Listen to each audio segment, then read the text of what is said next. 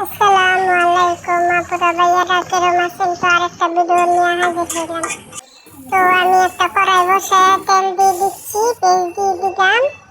তো পেঁয়াজটা হয়ে গেছে, পানি দিয়ে হলুদের গুঁড়ো, মরিচের গুঁড়ো, ধনার গুঁড়ো দিয়ে দিলাম।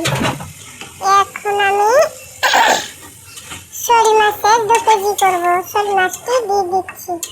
তো আমি ভালোভাবে নেড়ে চেড়ে আমি টমেটোটি দিয়ে দিলাম। তো আমি এখন ঢাকনা দিয়ে ঢেকে দিচ্ছি, ঢাকনা তুলে নিলাম।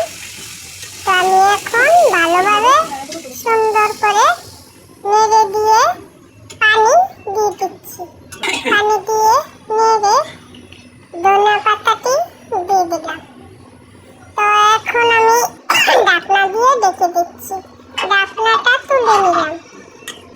তো এখন আমি নেড়ে দিচ্ছি, তরকারি কড়াই আমার হয়ে গেছে। এখন আমি চুলা নিভিয়ে দিব। তো আমি নামিয়ে নিলাম।